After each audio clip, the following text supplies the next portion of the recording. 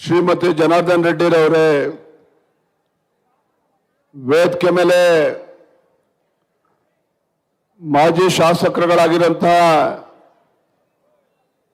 ದೊಡ್ಡನಗೌಡ ರೇಣುಕಾಚಾರ್ಯರ ಆದಿಯಾಗಿ ವಿಧಾನ ಪರಿಷತ್ ಸದಸ್ಯರಾಗಿರ್ತಕ್ಕಂಥ ರವಿಕುಮಾರ್ ಅವರಿದ್ದಾರೆ, ಶಾಸಕ ಮಿತ್ರರಾಗಿರ್ತಕ್ಕಂಥ ದೊಡ್ಡನಗೌಡರಿದ್ದಾರೆ, ಹೊಳಲ್ಕೆರೆ ಚಂದ್ರಣ್ಣ ಅವರಿದ್ದಾರೆ. ವೇದಿಕೆ ಮೇಲೆ ಪಕ್ಷದ ನಮ್ಮೆಲ್ಲ ಶಾಸಕರು, ಮಾಜಿ ಶಾಸಕರು, ಸಂಸದರು, ವಿಧಾನ ಪರಿಷತ್ ಸದಸ್ಯರು,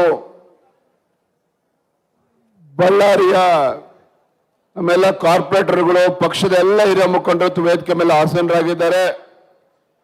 ವೇದಿಕೆ ಮುಂಭಾಗದಲ್ಲಿ ಆಸೀನರಾಗಿರ್ತಕ್ಕಂಥ ಪಕ್ಷದ ಎಲ್ಲ ಕಾರ್ಯಕರ್ತ ಬಂಧುಗಳೇ, ಪತ್ರಿಕಾ ಹಾಗೂ ಮಾಧ್ಯಮದ ಸ್ನೇಹಿತರೆ,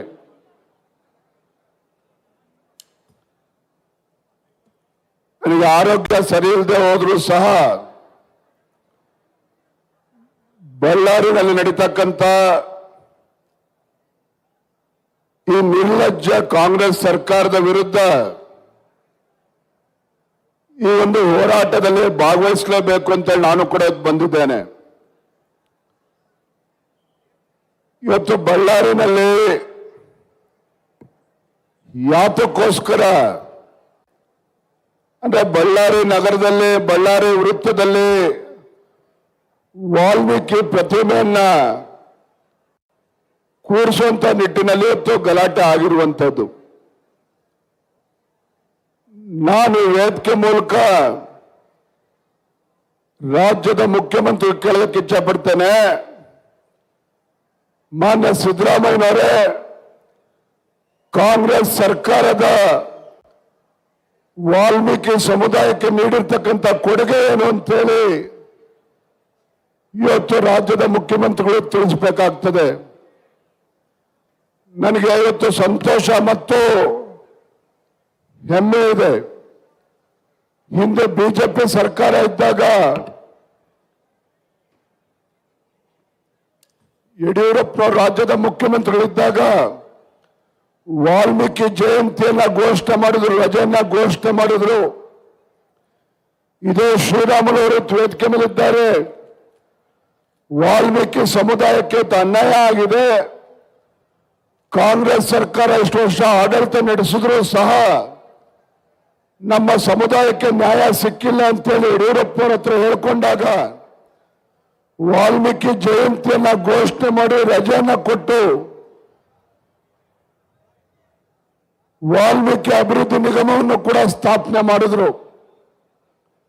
ಇದೇ ಬಳ್ಳಾರಿ ವೃತ್ತದಲ್ಲಿ ಮಾನ್ಯ ಜನಾರ್ದನ್ ರೆಡ್ಡಿ ಅವರು, ಶ್ರೀರಾಮುಲವರು ಒಟ್ಟಿಗೆ ಸೇರಿ ಆ ವೃತ್ತದಲ್ಲಿ ವಾಲ್ಮೀಕಿ ಪ್ರತಿಭೆಯನ್ನ ಪ್ರತಿಷ್ಠಾಪನೆಯನ್ನು ಕೂಡ ಮಾಡಿದ್ರು.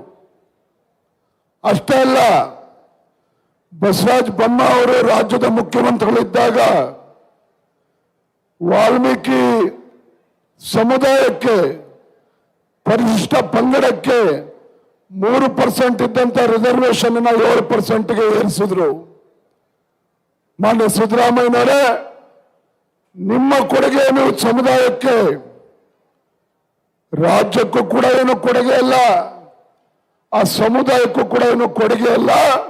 ಇವತ್ತು ಮೊಸಳೆ ಕಣ್ಣೀರನ್ನ ಸುರಿಸ್ತಕ್ಕಂಥ ಕೆಲಸ ಇವತ್ತು ಕಾಂಗ್ರೆಸ್ ಪಕ್ಷ ಇವತ್ತು ಮಾಡ್ತಾ ಇರುವಂಥದ್ದು.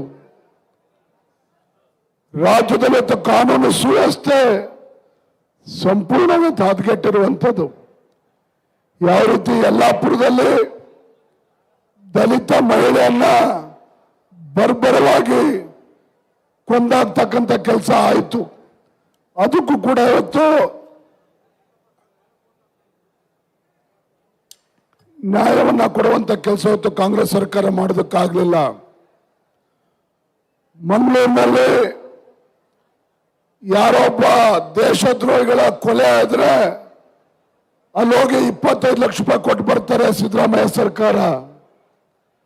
ಆದ್ರೆ ಮಂಗಳೂರಿನಲ್ಲಿ ನಮ್ಮ ಹಿಂದೂ ಕಾರ್ಯಕರ್ತರು ಹತ್ಯೆ ಆದ್ರೆ ₹1 ಪರಿಹಾರ ಕೊಡೋದಿಲ್ಲ ಇವತ್ತು ಕಾಂಗ್ರೆಸ್ ಸರ್ಕಾರ. ಇಂಥ ಒಂದು ಹಿಂದೂ ವಿರೋಧಿ ಕಾಂಗ್ರೆಸ್ ಸರ್ಕಾರ ಇವತ್ತು ರಾಜ್ಯದಲ್ಲಿರುವಂಥದ್ದು. ಹಾಗಾಗಿ ನಾವು ಈ ಸಂದರ್ಭದಲ್ಲಿ ಇಷ್ಟೇ ಇರುವಂಥದ್ದು, ಜನಾರ್ದನ್ ರೆಡ್ಡಿ ಅವರು, ಶ್ರೀರಾಮುಲು ಅವರು, ಆರ್ ಅಶೋಕ್ ಅವರು ಕೂಡ ಮಾತನಾಡೋರಿದ್ದಾರೆ.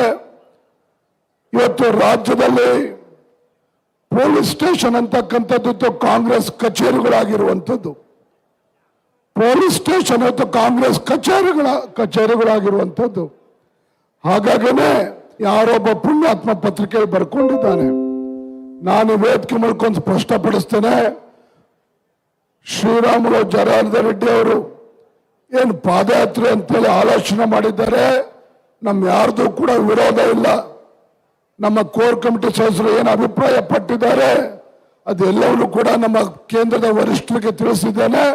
ಮುಂದೆ ಬರ್ತಕ್ಕಂಥ ದಿನಗಳಲ್ಲಿ ಯಾವತ್ತು ಯಾವ ರೀತಿ ಹೋರಾಟ ಮಾಡಬೇಕು, ಎಲ್ಲಿಂದ ಪಾದಯಾತ್ರೆ ಮಾಡಬೇಕು, ಕೇಂದ್ರದ ನಮ್ಮ ನಾಯಕರ ಸೂಚನೆ ಮೇರೆಗೆ ಮುಂದೆ ಹೋರಾಟವನ್ನ ಪ್ಲಾನ್ ಮಾಡ್ತೇವೆ ಅನ್ನೋ ಮಾತನ್ನ ಈ ಸಂದರ್ಭದಲ್ಲಿ ಹೇಳ್ತಾ, ಇನ್ನು ಕೂಡ ಜನಾರ್ದನ್ ರೆಡ್ಡಿ ಎಲ್ಲರೂ ಕೂಡ ಮಾತನಾಡೋರಿದ್ದಾರೆ. ಅವರ ಮಾತುಗಳನ್ನ ತಾವೆಲ್ಲರೂ ಕೂಡ ಕೇಳಬೇಕು ಅಂತ ಹೇಳ್ತಾ, ನಮ್ಮ ಹೋರಾಟ ಇಲ್ಲಿಗೆ ನಿಲ್ಲೋದಿಲ್ಲ ಅನ್ನೋ ಮಾತನ್ನ ಈ ಸಂದರ್ಭದಲ್ಲಿ ಹೇಳ್ತಾ ತಮ್ಮೆಲ್ಲರೂ ಕೂಡ ವಂದಿಸಿ ನನ್ನ ಮಾತನ್ನು ಮುಗಿಸ್ತೇನೆ. ನಮಸ್ಕಾರ. ಪ್ರತಿಭಟನಾ ಸಮಾವೇಶಕ್ಕೆ ಸನ್ಮಾನ್ಯ ರಾಜ್ಯ ಅಧ್ಯಕ್ಷರು ಅವರ ಆರೋಗ್ಯದಲ್ಲಿ ಸ್ವಲ್ಪ ಸಮಸ್ಯೆ ಇದ್ರೂ ಕೂಡ ಇವತ್ತು ನಮ್ಮೊಂದಿಗೆ ಉಪಸ್ಥಿತರಿದ್ದು ನಮ್ಮೆಲ್ಲರಿಗೂ ಕೂಡ ಸ್ಫೂರ್ತಿಯನ್ನ ತುಂಬಬೇಕು ಅಂತೇಳಿ ನಮ್ಮೆಲ್ಲರನ್ನ ಉದ್ದೇಶಿಸಿ ಹೋರಾಟವನ್ನು ಉದ್ದೇಶಿಸಿ ಅವರು ಮಾತನಾಡಿದ್ದಾರೆ.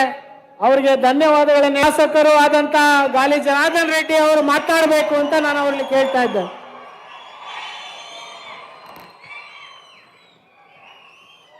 बोलो भारत माता की, बोलो भारत माता की, बोलो भारत माता की. ಭಾರತೀಯ ಜನತಾ ಪಕ್ಷಕ್ಕೆ ಬಂಧುಗಳೇ,